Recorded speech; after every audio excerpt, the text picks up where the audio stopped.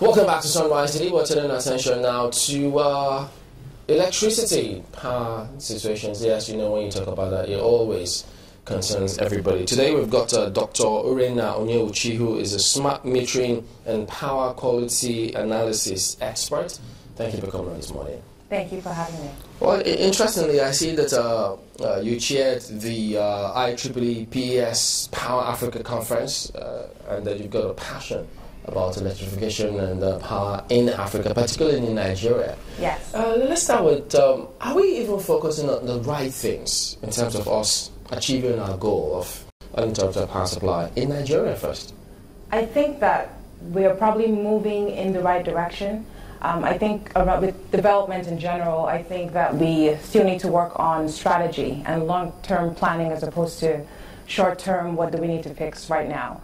Because what happens is when you're trying to fix the right now, you just handle right now, and then the future is adversely affected, I would say.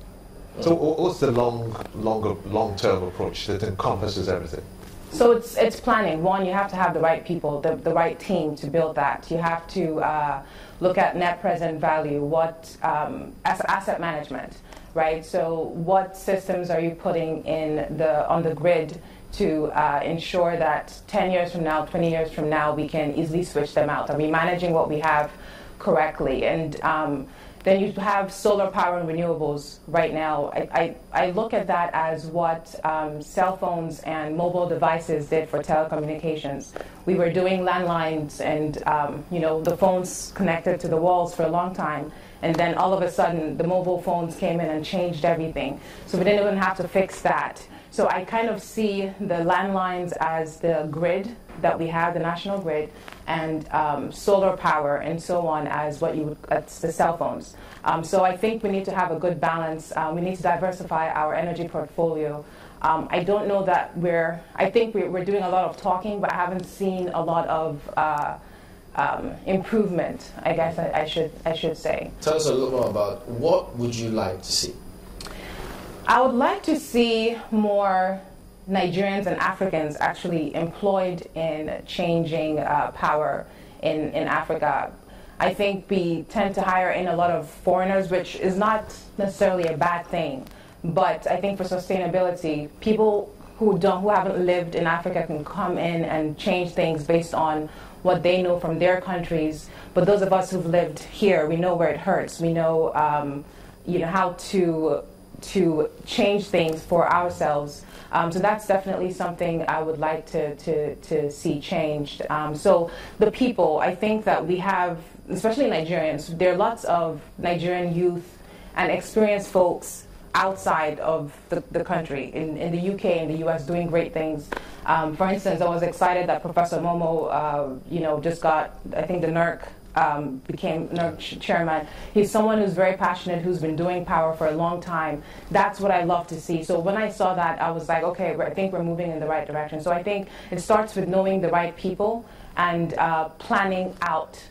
Keep some of those people we have to keep for a long time. Like, I think running government somewhat like a business where you have a CEO who stays in for over 10 years and who has seen transitions of, a number of things and can help to develop, in a sense, a pipeline.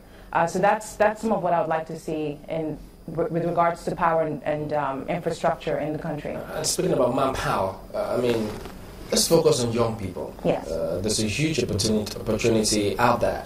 But there are those who will always ask questions about whether or not we do have that capacity in our young people to go into that sector and make the difference.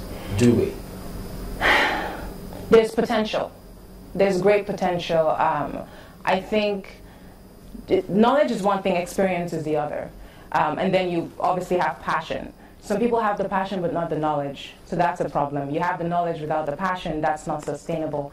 I think that the young people need to be trained and need to be thrown into situations where they can develop themselves in terms of leadership. So one of the things that I'm doing with the IEEE Power Africa Conference is, so you have a number of energy conferences in Africa every year. Most of them, though, are being put together by the Dutch. It's a lot from the Netherlands. Which, again, like I said, there's nothing wrong with that. What I love about the IEEE one we're doing is the majority, more than 80% of those in the planning committees are Africans.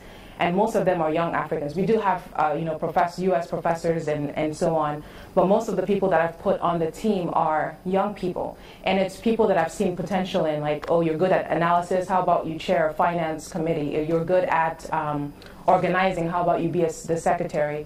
And so just when you put people in that situation, it's training by fire. And things that you can read forever, but if you've never tried it, then you're not going to do as well. So I think that's what our youth need: passion, knowledge, and experience. So that's how we can get them where they need to get to. When you talk about the comparative analysis you gave about having the landlines for telephoning and then having the GSM phones, that should be likened to having the solar power technology or wind power technology and the grid that we have currently now. The government is planning to have as much as 10 megawatts of electricity by the year 2020 in Nigeria. Okay. How will that work out for Nigeria? Do you think that is achievable, considering that so much has been pushed into your analysis of the landlines? It's all about, again, back to strategy, is that we can say what we want to say. The execution is what affects everything. The work that I do, so I work as a global energy manager in a manufacturing company in the US, and I work with data a lot. So I don't like to make decisions without data. So what do I mean by that? I mean that every month we have people running generators, spending lots of money on diesel. And most of us don't calculate how much money we're spending. But if we were to start to say, okay, how much do I spend on diesel every month? And you calculate that and put that number down. And then calculate it for a whole year and say, this is how much I spend on diesel for a whole year. Now, when someone comes to you to sell a solar panel, right, and says it costs X amount of money, which sounds very expensive in the beginning. But if you have the numbers, you can compare and say, actually, if I buy this now, I don't have to put money on the solar panel except for the upfront cost. If I compare it to how much I'm spending on diesel for the next 10 years, I see that I probably get my return on my investment within the first couple of years. So then you have wind. You wouldn't want to put wind turbines just anywhere, just to say, we want to compete with Germany or Denmark or whatever. If we don't have wind in certain parts of the country, it makes no sense putting turbines there. So all this analysis is something that we need to do first, I think, before we can say what can and cannot be done. When you say you want to put X megawatts by a certain time, I like to say, show me the data to say why, and prove to me that this makes sense, and how much is it going to cost compared to if you're putting the money on the grid or something like that. So it goes back to, I'd like to see the data that says why we should do that, or why we should expect that by in the next 3 years.